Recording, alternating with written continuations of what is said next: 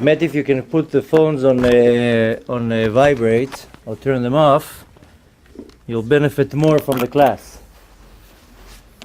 So my name is Rabbi Alon Anava, and tonight I'm going to share with you one of the most important information that you need to know.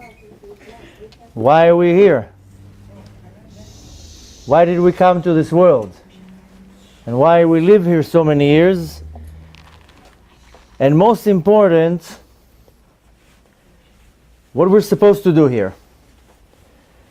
And the thing is that I read once an article that there's a movie. I don't watch movies, but in the article it was talking about a movie, Aliza Beretz Haplaot, what's her name? How do you say it in English? Alice in Wonderland. Okay? So it's talking about this movie, that there was a girl in Wonderland, and she was walking down a path, and she had a little rabbit, and she comes to a crossroad, and she doesn't know if to turn right or if to turn left. She doesn't know what to do. So she asks her friend, what should we do? Should we turn right? Should we turn left? So then came another character from the movie, and he told her, what's going on? What's your problem? She says, I don't know if to turn right or if to turn left. So he tells her, where are you heading? She tells him, I'm just walking, just going for a walk. So he told her, so what's the difference if you turn right or left? There's no difference. So the thing is that this is the same thing with this world. If we have a plan, if we know where we're heading, then it makes a difference if we turn left or if we turn right. But if we don't know where we're heading, if we don't know where is our last stop, so what's the difference if I turn right, if I turn left? If I don't know my destination, my spiritual destination, so what's the difference if I eat kosher, if I don't eat kosher, if I keep Shabbat, I don't keep Shabbat? What's the difference? Because I don't know where I'm going. But if I know where I'm going, then every little thing that I do makes a difference. So the point is that many people come to this world and they don't know where they're heading. If I would know where I came from and where I'm heading, then I would be able to plan my route and to understand what I need to achieve.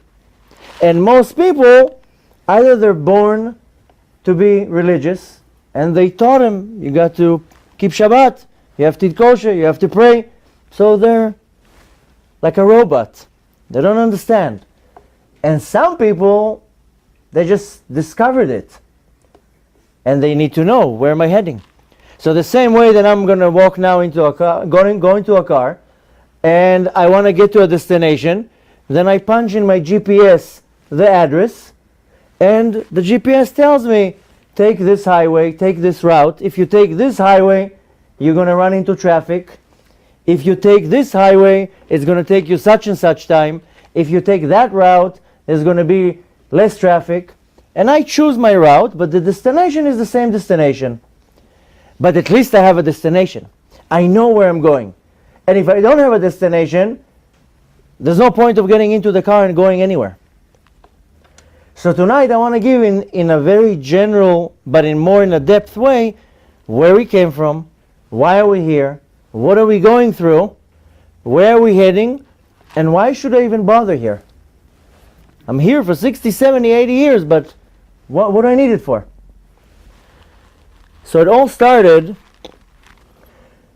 that before the world was created, there was just Hashem, just God. Him and His name, Hu V'Shmo. And all the souls were around God, and they were enjoying what's called Ziv HaShechina, the rays of the glory of Hashem.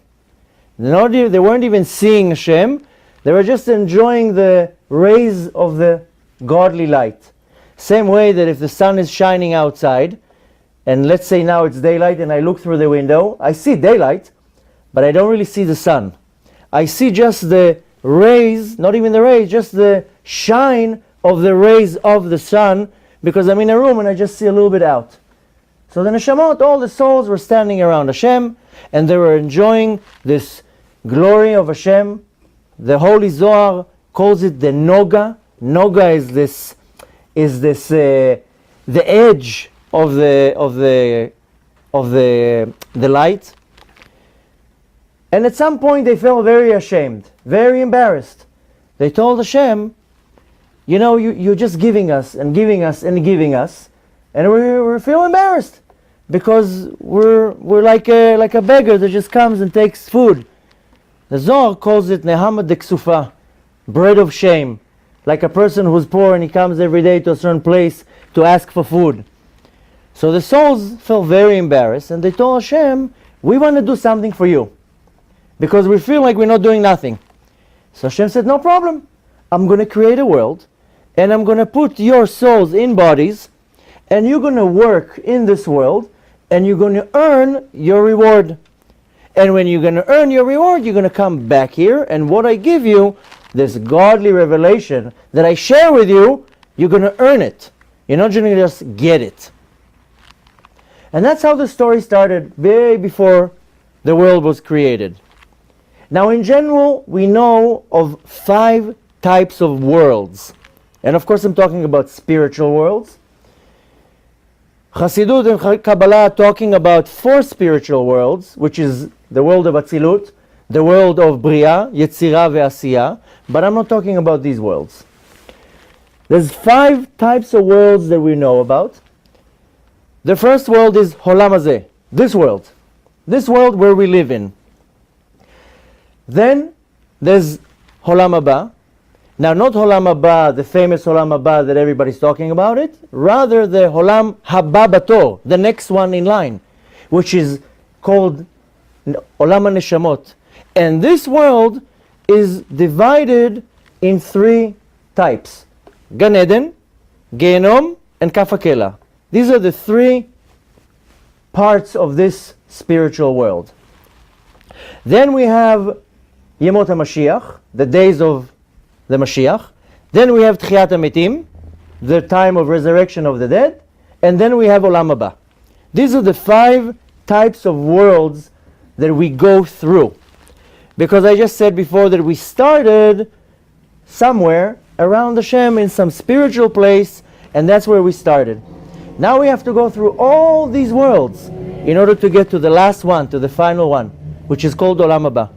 Now some people confuse it, because many people say Olam Haba is the next world, the world to come, the famous world to come where everything is going to be very special. But some Mefarshim say Olam Haba is the next world that I have to go through. Now I'm here, now I go to the Olam Haba, to the next world, and then from there I'm going to go to the next world. So when I'm going to refer to Olam Haba, I'm talking about the last Olam Haba, which is our destination. Now when I know the destination and I know where I started, now I need to know the route, the derech, what I have to do, where I come from, how I come from. So, you know, there's a pasuk that says in the Torah that we must know where we came from. Exactly. This is a Mishnah. It says exactly like she said, Da me'ayin bata, know where you came from, ve'le'an ata olech, and where are you going? Ve'lifnei mi ata atid liten din v'cheshbon, who are you going to stand in front of and give judgment? So each person has to know that. So it all begins that the soul comes down to this world. And in the beginning, Hashem created the world. We know the famous story. There was Adam and Chava, the first man, the first woman.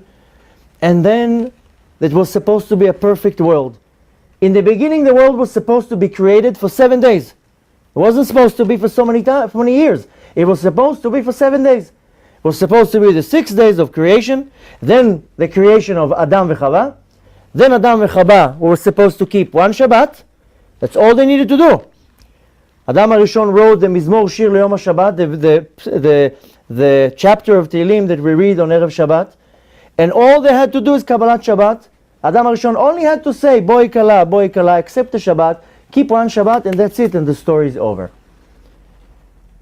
But the story got messed up right from the beginning. So we know the famous story that Adam and Chava, they ate from the tree of knowledge, they sinned, and they brought down the sin to the world. And from here, we started our entire journey.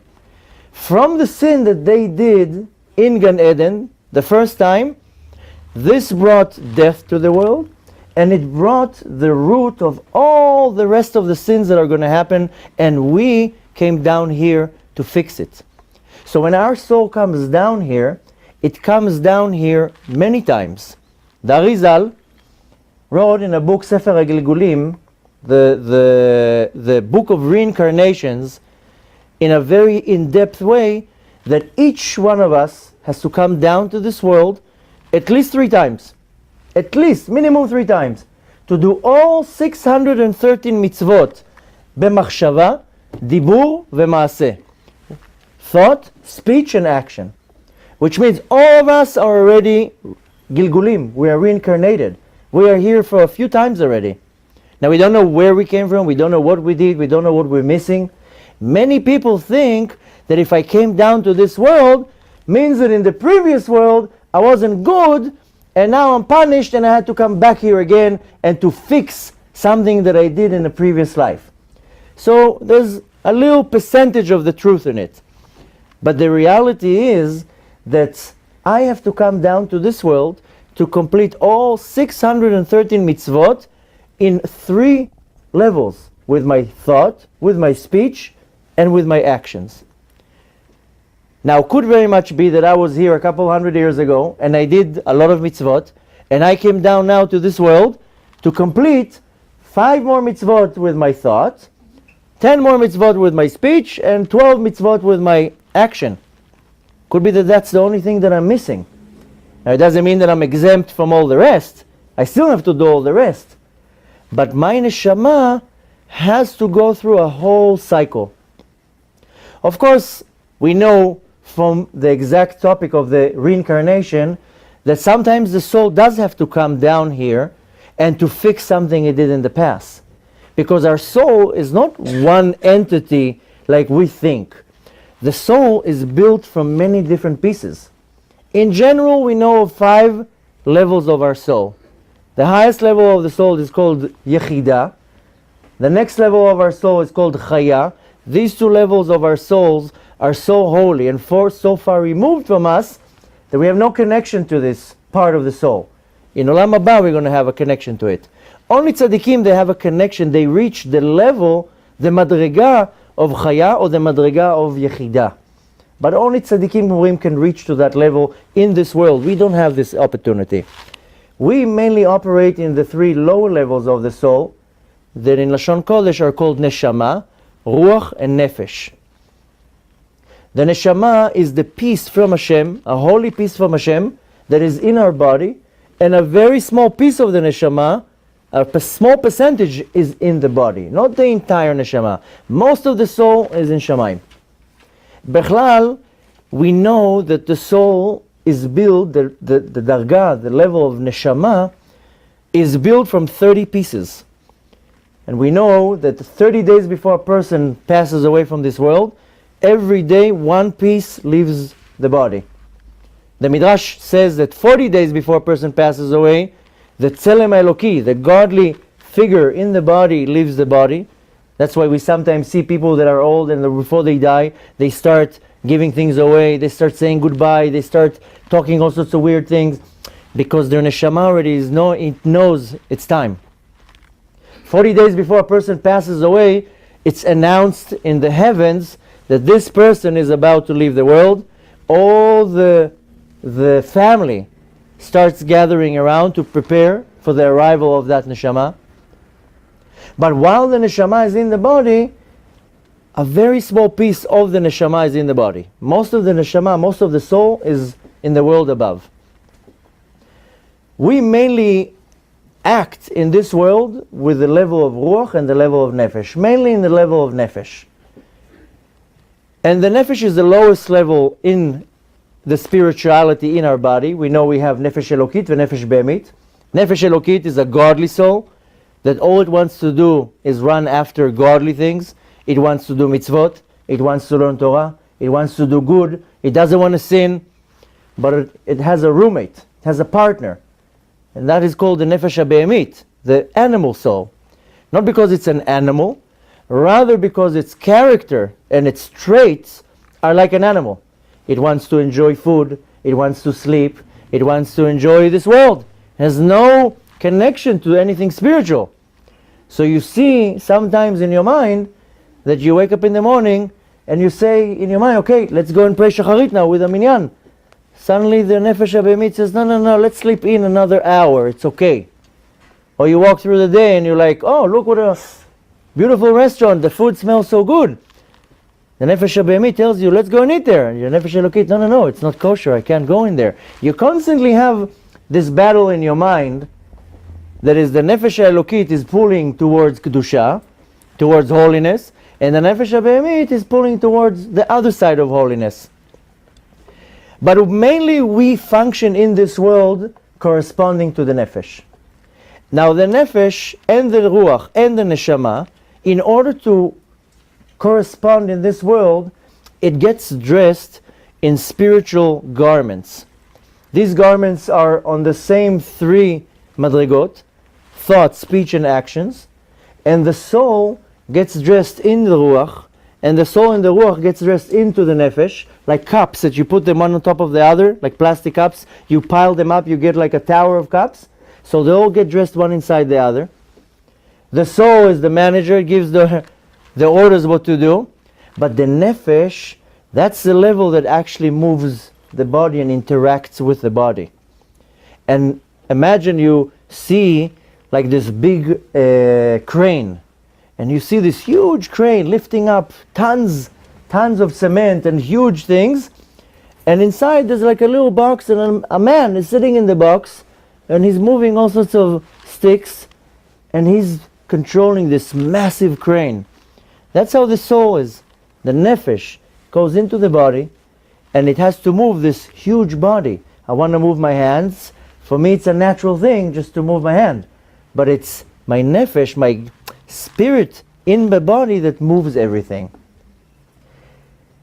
Now, the thing is that the main thing that we came down to do in this world is to do mitzvot. For one reason is that each mitzvah that I do, I sew a spiritual garment to my soul. So I have three types of mitzvot. We said before that Arizal said that we have to come down to this world to do all 613 mitzvot in thought, speech and action. So all the mitzvot that I do with my thought, meaning thinking of Hashem, how great Hashem is, concentrating on Hashem when I meditate, when I say Shema Yisrael, thinking how I want to help another person. There's many mitzvot that I can do just with my head. Even reading Torah, learning Torah, and understanding what I read, this is doing the mitzvah b'machshava, with my thoughts. Of course, I can do many more things with my thoughts. But when I do a mitzvah with my thought, I'm sewing a spiritual garment to my neshama in Gan Eden Elyon. Before we talked about the first world, Olam Hazeh. Then we talked about the second world, that we said it gets split in three: Gan Eden, Gehenom, and Kaf HaKela. So Gan Eden is broken into two madrigot, to two levels: Gan Eden Tachton, a lower level in Gan Eden, and a higher level of Gan Eden Elyon. And in those levels there's Ein Sof, infinite amount of levels. But when I do mitzvot with my thoughts, I'm creating this spiritual garment to my neshama in Gan Eden Elyon. When I do mitzvot with my mouth, bedibur, which can be saying brachot, praying, learning Torah, etc., then I'm sewing a spiritual garment to my ruach in Gan Eden Tachton. And when I do mitzvot with b'maseh, with actions, I put tefillin, I light candles, I shake a lulav, anything that I do with an act, then I'm sewing a spiritual garment to my nefesh that stays next to the grave. During the life, when I live in this world, my main focus is those mitzvot. Yes, I have to learn Torah, because the Torah that I learn, and if you're a woman, women can also learn Torah, and if they don't have time, they have to tell their husband to go learn Torah, because it's a partnership. But the Torah is the mazon, it's the food for the soul. When the soul goes up to Shamayim, it needs food. The food is Torah. If a person doesn't study Torah, he goes up to Shamayim, there's no food. The mitzvot are those garments. So the soul needs both, the Torah and the mitzvot. You cannot just learn Torah, you cannot just do mitzvot, and for sure you cannot miss both. But you need both. You need the Torah to have food, the neshama, the soul needs food in Gan Eden, spiritual food of course. We know the Torah is the wisdom of Hashem, and the mitzvot are the garments. The same way that now, I'm not going to walk in the street naked, I put on clothes. Why? If it's 90 degrees outside, I'm not cold, why should I put clothes on? Because I cover myself. Because it's embarrassing and it's not appropriate to walk in the street naked. I don't know anyone that just walks in the street naked. Now more than that, the garments kind of shape us. If you go with dirty clothes, and you go with, all your clothes are dirty and torn, the impression you make that you don't do a good impression. But you can walk with $1,000 suit, nobody knows who you are. You can be the poorest person in the world, but you have a beautiful suit, oh wow, look, everybody treats you already different. So we know the levush, the garment, can kind of make us. So the same thing, the soul, it needs levushim, it needs these garments. Now the soul needs those garments for two reasons. First of all, it needs it because the soul needs to be dressed with something when it goes up to the spiritual world. Same way that I don't want to be naked here, but the soul doesn't want to be naked up in Shamayim. But mainly these garments that I sew allow me to get this godly revelation in Gan Eden. Now, a soul comes now to Gan Eden, all the souls that are allowed to, or they earn it, they go to Gan Eden. And each soul goes to Gan Eden according to its work down in this world. So one person, all his life was devoted to Torah and mitzvot. All he did was study Torah and learn and teach and give charity and help, and all day long he was devoted to serving Hashem. His Gan Eden is a very high Gan Eden, because every second of his life he devoted to serving Hashem. Another person can be also in Gan Eden, but at a much lower level in Gan Eden. Whatever we did in this world is how much we acquire these garments for my neshama in Gan Eden. So this world is basically the place where I sew my suit. Now imagine you go now to the biggest, cocktail party in history. You go to a big party where the president is there and senators are there and businessmen. You want to come with your nicest suit. And now the thing is, how would you look if you come with a gorgeous suit, but it's missing here a button, and here it's missing a pocket, and here I'm missing a sleeve, and here I'm missing a patch? I'm going to look like a clown. I want to come with my suit perfect. So when the neshama, when the soul goes up to Shamayim, they're telling the soul, come into Gan Eden. If the soul doesn't have these garments that cover the soul is embarrassed, because it's like, wait a minute, I don't look appropriate.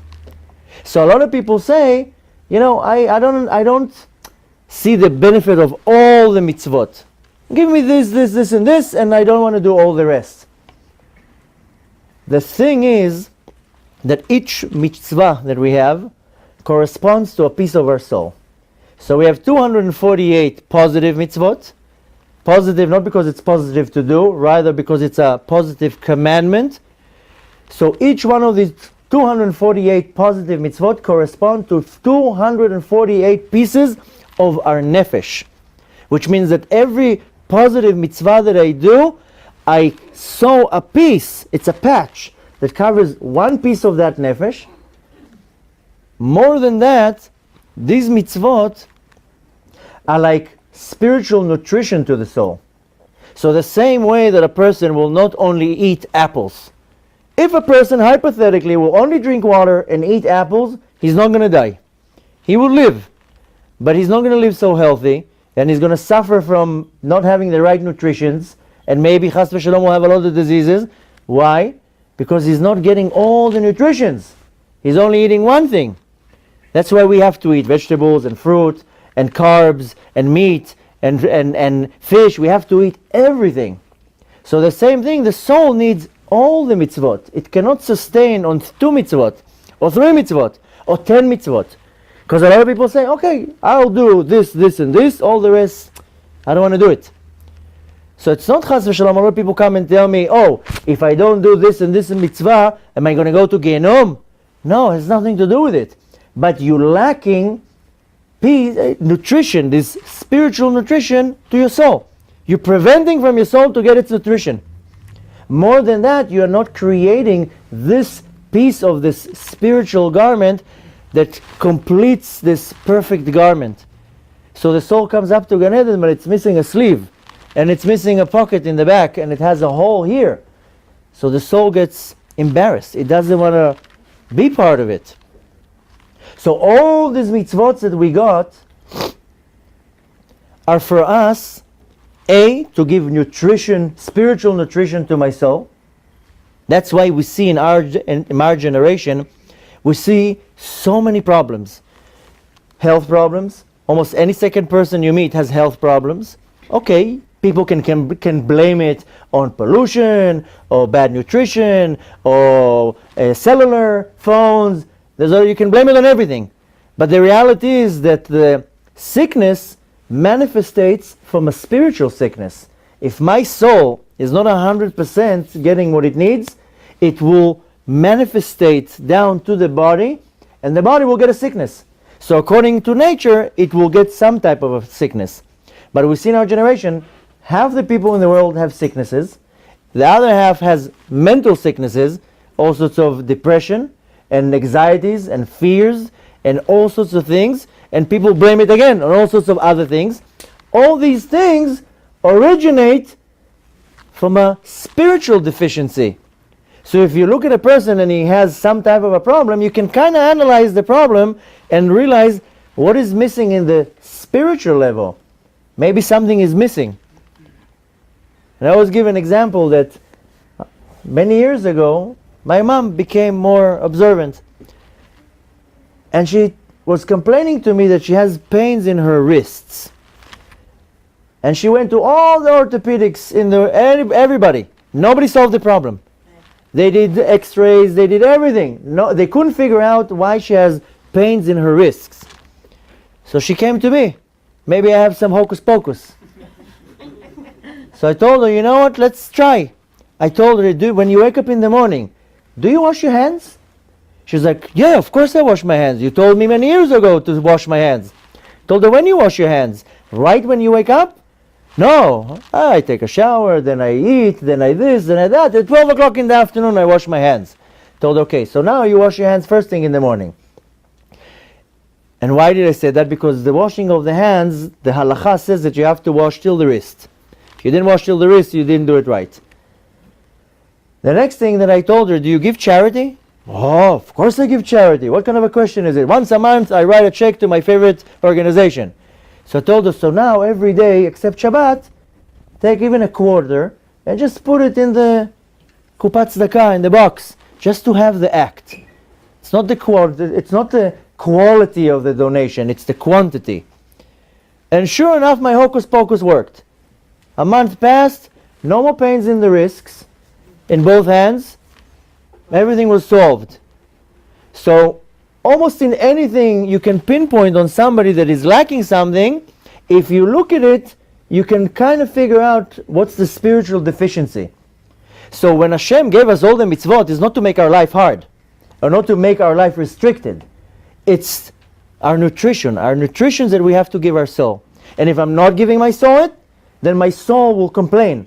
So either I'll get sick, chas v'shalom, or I'll have all sorts of mental issues, depression, and fears and anxiety and all sorts of things like that, because my soul is not happy. Not because of my mind, not because of my body, not because of anything else, because of my soul. So all these mitzvot are to feed our nefesh, so it will have its spiritual nutrition. But more than that, each mitzvah sews a garment to my nefesh when it goes to Gan Eden. So when you realize, wait a minute, I'm one day going to come to Gan Eden, and I want to look my best. So I have to have all these mitzvot to sew all these garments. More than that, we said before that the mitzvot b'maaseh, with action, they sew the garment for the nefesh that sits on the grave.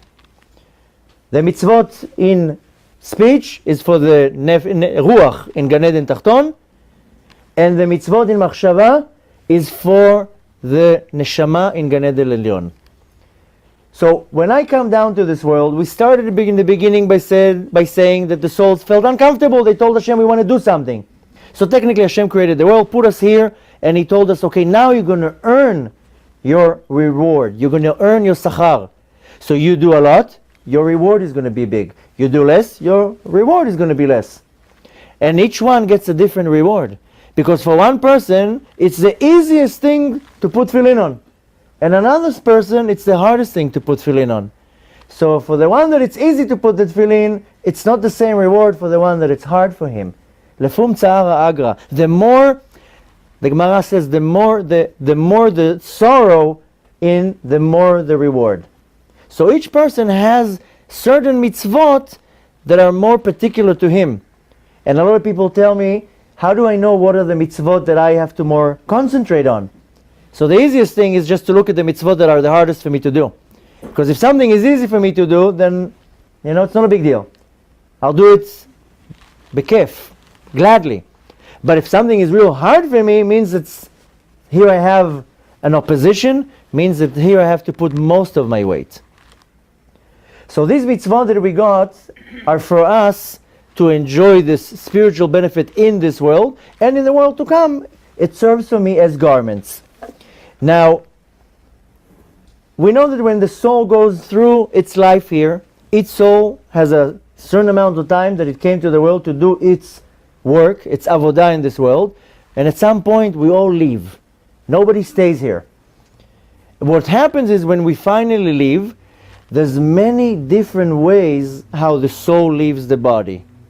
And a lot of people, when they realize the options, then they understand more what's the value of what they do in this world. So there's 3 types of ways that the soul leaves the body, and each one is defined in a different title. And it's not the titles that we use to them. But the first title is a tzaddik, the second title is a beinoni, but not the beinoni that the book of Tanya is talking about. That's a very high level. I'm talking about a level of beinoni that is half sins, half mitzvot, half. And then the third one is the level of what's called rasha, a wicked person. Not because he's wicked, because he's mean to other people, rather because his definition in the Beis Din Shel Mala, in the heavenly court, is that he's missing a lot of mitzvot, and he's doing a lot of sins, and he's called in the spiritual definition rasha, a wicked person. So a person who's a tzaddik, the way he leaves this world, the Shekhinah comes and takes the soul out of the body. Very, very soft. And it's explained that comes the Shekhinah itself, and it takes the soul out of the body of a tzaddik so gently that the death is just pure. It's clean. There's no issues. The soul goes right to Shamayim.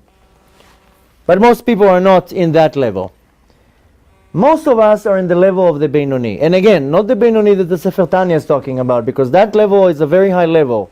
There's very few people in the world that can be in the level of Beinoni. I'm talking Beinoni means half mitzvot, half averot, like most of the people. Half sins, half good deeds. What happens here is that the way the soul would leave the body is by a malach shel rachamim, angel of mercy. And the way he takes out the neshama is like slaughtering an animal the kosher way. If you ever saw how they slaughter an animal the kosher way, the knife is so perfect that if it has one little microscopic blemish, it will make the shchita, the slaughtering, not kosher, and the meat is not kosher. Because this microscopic blemish on the knife will cause pain to the animal. That's the reason why if you look once how a shochet, how he does it, every time before he does the shchita, he checks the knives, he makes sure that there's not even a microscopic blemish on the knife. Because if there is, it's going to make the food taref, unkosher. More than that, it's going to cause pain to the animal. And we have a commandment in the Torah. We're not allowed to cause pain to animals. Tzar ba'alei chaim. So the shchita kshera, the kosher slaughtering that we do to the animals, that's how this malach hachamim, this angel of mercy, comes to kivyachol in a spiritual way, shechts the body, meaning that he does this operation, and he takes the soul very gently out of the body. And the soul doesn't feel pain from that. But the worst option is if chas v'shalom a person is a rasha, then malach hamavet comes, the angel of death, the famous angel of death, and he does the shchita, the slaughtering, with sakin puguma, with a knife that is blemished. So first of all, the shchita, the cutting is painful for the soul, it feels the pain, and worse than that, exactly how it sounds, the angel of death, the scary one that we know of, comes and rips the neshama out of the body. Now here there's many different sources in the Gemara, in the Zohar, in many books of Kabbalah that explains kind of the order what happens. So I'm just going to go a little bit through it because it's important to know. So we know that 40 days before the person dies, the Tzelem HaEloki leaves the body. The godly figure that we have leaves the body. We've seen many people right before they die, like I said before, they start talking all sorts of weird things, they give things away, they apologize to people, they seal businesses, they close deals, they don't want to leave anything open. 30 days before the leaving of the neshama, every day a piece of the neshama leaves the body. On the day of the death, the ruach and the nefesh would leave the body too. Now the way it's described in the Gemara, how it looks, the parable that it gives, like a person, a jockey, riding on a horse, suddenly the horse stops and the jockey flies off the horse. So he rolls on the floor, he gets up, he turns around to get back on the horse, but he sees himself on the horse. And that's how the Gemara describes how the soul gets thrown out of the body. It just gets thrown out of the body, it looks back, it wants to go back, and it suddenly sees itself. Some of you were lucky enough to hear my lecture how I had my near-death experience, and that's how I saw it. How I saw my body. I was looking at my own body. So the soul leaves the body, and the first week what happens, first of all, before the first week, the first thing that happens, the last person that leaves the cemetery just walks out. They finish the levaya, they finish the funeral. The last person that stepped out of the cemetery, 4 angels go down to the grave, they jump into the grave, and each one grabs the body, one from this hand, one from this hand, one from one foot, and one from the other foot, and they throw the nefesh out of the body.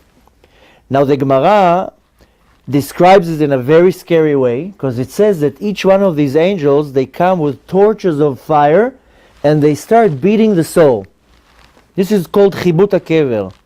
Chibut hakever, in a short version of chibut hakever, chibut hakever means the chibut is when you punch something, when you hit something. Kever is a grave.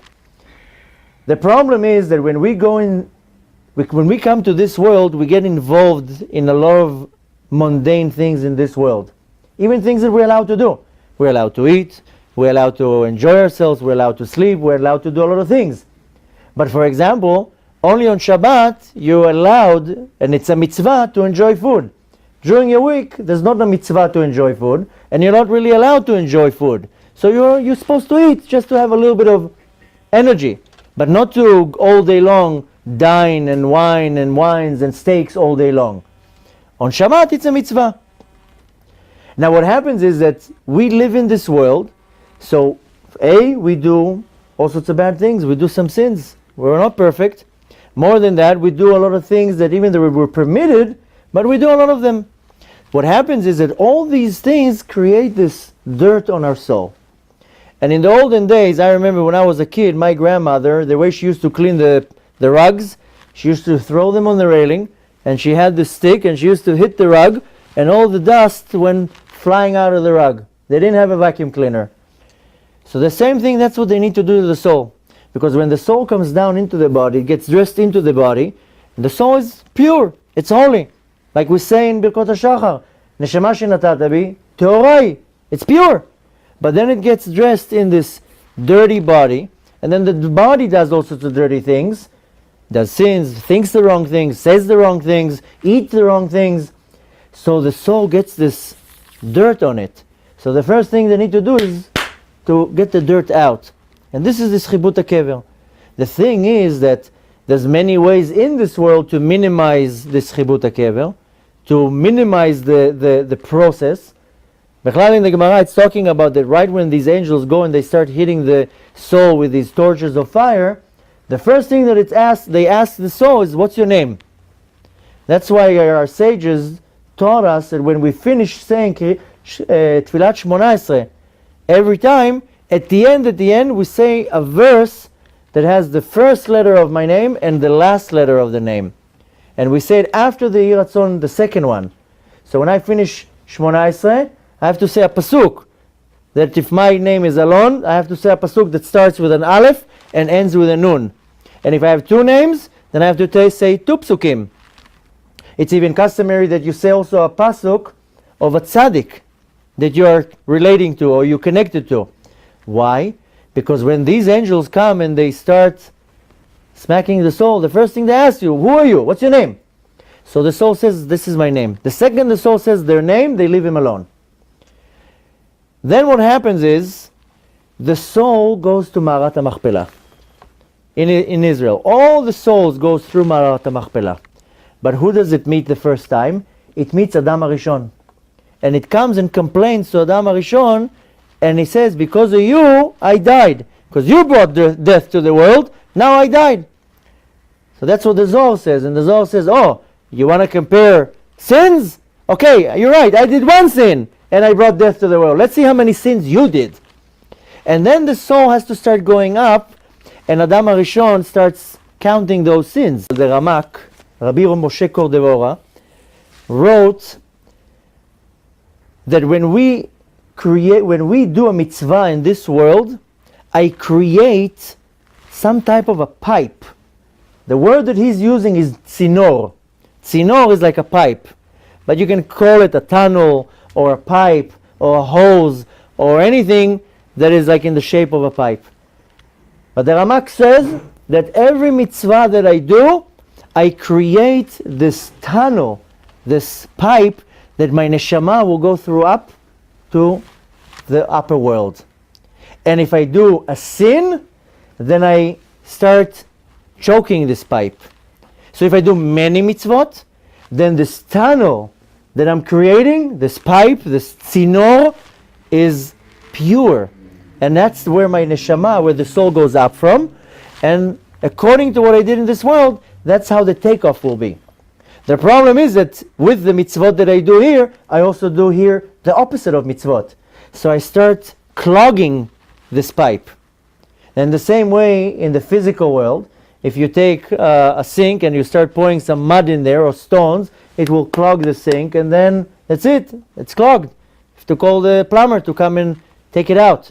So the same thing in the spiritual level. I can do a lot of mitzvot, and I build this tzinor, this pipe, that one day my neshama will go through, but then I come and do one sin and another sin and another sin. I start choking it.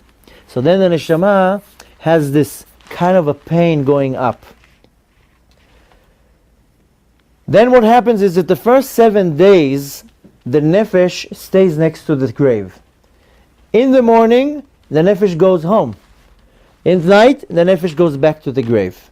This is one of the reasons why we sit Shiva. If you really think of it, why do we mourn? If you look at the Torah, when it was talking about mourning, then we see many different days. When Aaron HaKohen died, they mourned for 40 days. Why do we do only 7 days? So the Zohar explains that the first 7 days after the death, the nefesh is next to the grave. It still misses this world. The nefesh is very connected to this world. It misses its family, it misses its food, its surroundings. That's the main reason why our sages teach us, don't enjoy too much this world. Because when it's time to leave, you're going to start, the nefesh misses it. It doesn't want to leave. It goes to the grave because it has to leave. Then it goes home. No, I don't want to leave. I want to be part of here. That's why we cover the mirrors in the Shiva, because the soul, the nefesh, it sees itself. And if it would see itself in the mirror, the nefesh gets very frightened. We cover the mirrors. But in the first week, the nefesh goes back and forth, back and forth. At night, it's in the kever, in the grave. In the morning, during the day, it's in the Shiva. And the nefesh sees everything. It hears everything. It hears all the thoughts. It knows exactly what's going on. And it's going backwards and forth. That's why we're not allowed to go to the grave in the 7 days, because it disturbs the soul. Then the next 30 days, the nefesh is still next to the body. The nefesh doesn't want to leave. The entire first year, the ruach goes up, the neshama goes up, the nefesh stays next to the grave. The only time that the nefesh finally leaves is when the body gets completely decomposed. Then it's finally the nefesh is leaving this world. But what it leaves in this world, it leaves an impression. And the same way that if you take your hand into like mud or something, here somebody took me to the street where there's stars on the floor, and people put their hands on the floor, all the Hollywood actors, and they put their hand on the floor, and everybody comes to see the great the great avodah. So the same way that you put an impression, you'll put your hand into mud or into cement, you leave an impression. The nefesh gets dressed into the body for 60 years, 70 years, 80 years. It gets the shape of the body. So the nefesh has the look of the body. That's why when we dream on a relative that passed away, that's how you see the shape. That's how you connect. Because the nefesh is the level that will come to a person in his dream. And the nefesh has the look of the body. The Zohar calls it the reshimu, the impression. So the nefesh leaves an impression in this world, and it leaves this impression next to the grave. That's why we know, lehavdil, when a tzaddik passes away, the kever, the grave of a tzaddik, that's why we go to pray at the grave of a tzaddik, because the impression is of the nefesh of the tzaddik. That's why we go to the holy graves of tzaddikim. But the nefesh stays around the grave, and in order for it not to be bothered, it needs all these levushim. Because in the graveyard there's all these mazikim and all these chitzonim and shedim and ruchot and all these scary things. And in order for the nefesh not to be affected, it needs all the mitzvot b'maaseh, these actions that I said, that they sew the garment for the nefesh in next to the grave. Then we know the first year the soul has to go through a mishpat, through a trial. A trial of a rasha, of a wicked person, is 12 months. A trial of a tzaddik, which is the other side. Tzaddik comes from the word tzodek, because he won the trial. It's only 11 months. That's why we say Kaddish 11 months. But the first 12 months is when the neshama goes through its trial. And it needs people down here to say Kaddish and to read Tehillim and to learn Torah and to give charity and to do many, many things, because it just helps the neshama to go a little bit higher. It gives us a lot of zchuyot, a lot of merits, and many more things. And then finally the nefesh, the neshama, gets decided where it goes. And we said before, I don't want to go too much into it because it's not so important, but we have three options: Kaf HaKela, Gehenom, and Gan Eden. We're concentrating only on Gan Eden because that's where we want to go to. But this is the first three places where the neshama can end. Kaf HaKela, the Gemara explains it, that it's like a slingshot, that they take the soul, there's one angel standing on one side of the universe, another angel standing on the other side of the universe, and they throw the soul from one side of the universe and they throw it around. And apparently, according to what the Gemara describes, it's a very terrible punishment for the soul. And then Kamuvan we have Gehenom. Gehenom, people think hell, that it's a bad place. It's actually a good place because it's a washing machine. If I now, chas v'shalom, made some bad things and I wasn't able to do tshuva in this world, and I went up, was my time to go up there, so I have dirt on my soul, then they say go to the washing machine, we'll wash you off a little bit so you can go back and go into Gan Eden and sit and wait there. And the thing is that it's very important to know that when chas v'shalom a person does the opposite of the will of Hashem, a sin, there's a chain reaction what happens. And it's important to know because that's what what's going to help us prevent from doing that and also fix it. But when chas v'shalom a person does the opposite will of Hashem, he does a sin. So there's a chain reaction. What happens? The first thing that happens, he didn't listen to Hashem. Avar al retzon Hashem. He didn't listen to the commandment of the Master of the Universe. Which, when you think of it, it's chutzpah. How dare you? The Master of the Universe told you to do something and you're not listening to him? How dare you? The second thing that happens is that person puts these stains on his nefesh. That if he's lucky, he does tshuva, comes Yom Kippur, he fasts, he apologizes to everybody, he prays, he does everything they need to do, and all these stains get washed off. Some of the stains, some of the sins, Yom Kippur also doesn't help. You have to go through many other things to wash these stains. If chas v'shalom a person didn't merit that, then he has to go to the washing machine up there to wash all these stains. The third thing that happens when chas v'shalom a person does a avera, a sin, he creates an angel. And the Gemara calls it malach chabala, a destructive angel. An angel that comes to annoy that person. And first of all, that angel goes up to Shamayim and prosecutes against that person and says, he created me, he said this, he did that. And that angel comes to annoy that person till that person kills him. So the person gets a ticket, and then he goes into a chas v'shalom, a car accident, and here he breaks this, and here he loses that, and here he loses money, and all day long somebody's annoying him. Until that person will do tshuva and he kills that angel. The third thing that happens is when a person chas v'shalom does the opposite will of Hashem, he creates what's called a klipa. Kabbalah calls it klipa. Klipa is like a shell, a cover. The same way that in the physical world you will have an orange. An orange has a shell, more like a peel. You don't eat the peel, you eat the orange. The peel covers the fruit. It's not edible, it's bitter, it's hard, it's useless. It's just covering the fruit. The same way in the spiritual level. Chas v'shalom, a person does a sin, he creates a spiritual shell, a cover around his neshama, this klipa. I call it a spiritual infection. Because the same way in the physical realm, when the person has an infection, there's one bacteria, then it becomes 2, then it becomes 4, then it becomes 8, it multiplies itself constantly. So the same way is this klipa. And this klipa, this shell, covers the neshama, and it dims the light of the neshama. Now it doesn't turn off the light of the neshama, because nothing can turn off the light of the neshama. But exactly, if I'll take now a lamp, and I'll put over the lamp a little scarf, a shade, it will dim the light a little bit. Then I'll put like a thicker thing, I'll put like a towel, then it will dim the light even more. And if I'll put a lot of towels, and I'll cover completely the lamp, I'm not going to see the light. So when a person does a lot of these sins, and it can be any sin, he covers the light of his soul with these klipot.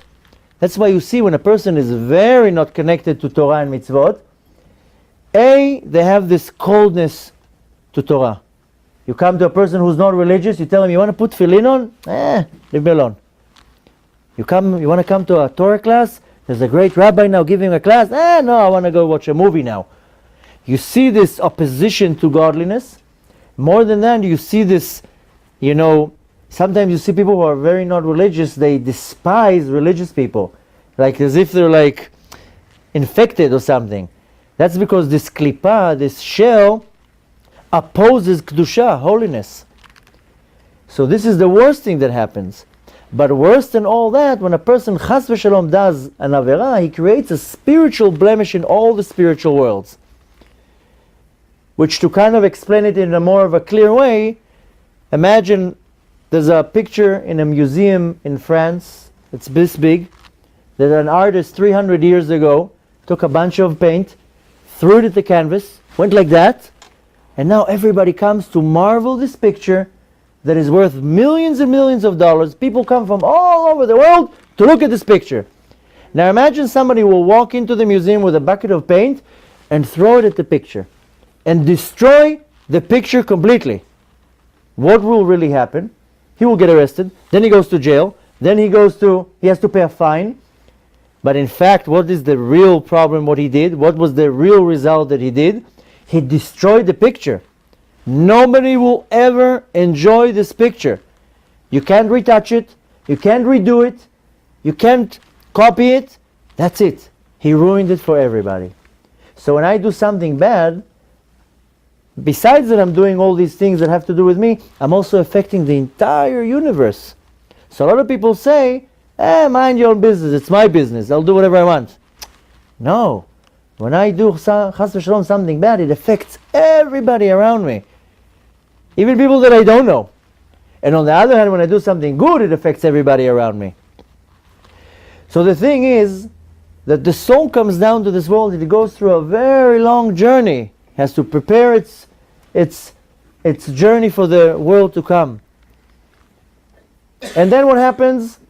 So we know the soul can either go to the washing machine, or it goes to Gan Eden. And in Gan Eden it sits and it waits for the time of the coming of Mashiach. It's a waiting room, but a very fancy waiting room. And the Gemara says, what are the tzaddikim are doing in Gan Eden? And it says, Yoshvim beGan Eden, sitting in Gan Eden, ve'atrotehem berashehen, with crowns on their heads, ve'nehenim miziv hashchina, and they're enjoying the glory of Hashem. Hashem is shining in Gan Eden, spreading these godly revelation, this godly wisdom, and the souls enjoy, they get this pleasure from understanding it. And according to what the soul did in this world, that's how much it's going to enjoy in Gan Eden. It has a bigger capacity. If I have a big capacity, if I have a very big vessel, I can hold a lot. So one soul is sitting here, one soul is sitting here, one soul is sitting here, and it says that one soul is enjoying its level, but it looks up to the level above. The Gemara says that the soul gets burnt from seeing the light that it's above it. And I always compare it to like a fancy high-rise building. If you buy the first or the second or the third floor, so okay, you have a 2-bedroom apartment and it's not such a great view. But you can buy the penthouse on the 40th floor with a 16-room penthouse with 2 indoor pools with a view to the beach. That's the best apartment in that building. So Gan Eden is like a high-rise. You can be in the lower level and you don't have such a good view, and you can be all the way at the top. And whatever you did in this world, that's how much you're going to enjoy in Gan Eden, because you have a capacity to sustain this godly revelation. If the soul doesn't have enough capacity, it can't understand, so it's limited. And the souls are sitting in Gan Eden and waiting for the time for Mashiach to come. So we said the first world is Olam Hazeh, where the souls are, where we're here in this world when we have to do everything. Everything is based on this world. Then is the Olam HaNeshamot. So we said Kafakela, Gehenom, and Gan Eden. Now comes the world of Yemot HaMashiach. And it's actually, first of it comes the world of Tchiyat HaMetim, because once Mashiach comes, which Be'ezrat Hashem should happen any second, but in the beginning, the first 40 years, it says, V'olam ki minago noeg. The world is going to be the same. It's just going to be a perfect world. No diseases, no wars, no anger, no envy, no nothing. We're not going to need hospitals anymore. We're not going to need lawyers anymore. Everything's going to be perfect. We're just going to sit and study Torah all day long. And then we're going to have Bet HaMikdash, we're going to have sacrifices. It says that right when Mashiach comes, Moshe and Aaron are going to get resurrected, because they have to explain everybody, all the Kohanim, what to do. But only 40 years later, there will be Tchiyat HaMetim. Tchiyat HaMetim is the resurrection of the dead. Now, it's not that the graves are going to open like a convertible and we're going to go out. Rather, we're going to get a new body. And all the Gilgulim, all the reincarnations, are all going to be sewed together as one soul and in one body. And that's the time when we're going to get the reward for everything that we did here. Because here, when I did a mitzvah, my body participated in the mitzvah, but also my soul participated in the mitzvah. So the sachar, the reward of the soul, is Gan Eden, but the sachar of the body is in this world. So if my hand put tefillin, if my hand put charity, if my eyes looked at pure things, any organ of my body participated in the mitzvah, it needs to get a reward. Ad kama lachzor? No, just the last. Just the last one. both the soul and the body participate in the mitzvot. You can't do a mitzvah just with your soul. You have to do a mitzvah with your body too. So each organ that participates in the mitzvah has to get a reward for that. If my hand put on tefillin or put tzedakah or anything, I shake the lulav, I nailed a nail into the sukkah, any physical mitzvah that I did, a woman kneading the dough, the body is participating in the mitzvah, so the body also needs to get a sachar, needs to get a reward. And this is the time of Tchiyat HaMetim, that we have bodies, and we're going to be in this world, but here already we're going to be in such a high level of godliness that we're going to be able to see God in bodies. Now we can't see it. The neshama can maybe understand and comprehend, but at that time the body will be able to see it. After that comes the time of Yemot HaMashiach. So we know that in the years till the year 6000, then we'll have the time of Tchiyat HaMetim. But in the year 6000, now right now in 5775, so in 225 years we're reaching the end of 6000. Then we go to Yemot HaMashiach, which is 1,000 years, a millennium, Yom Shekulo Tov. Same way that we have 6 days in creation, each day corresponds to 1 millennium. Once all 6 days are end, then we reach Shabbat. So once all the 6,000 years end, then we reach the Shabbat. But this Shabbat is going to be 1,000 years. 1,000 years of Shabbat. But not the Shabbat that we're going to have, what we know of now.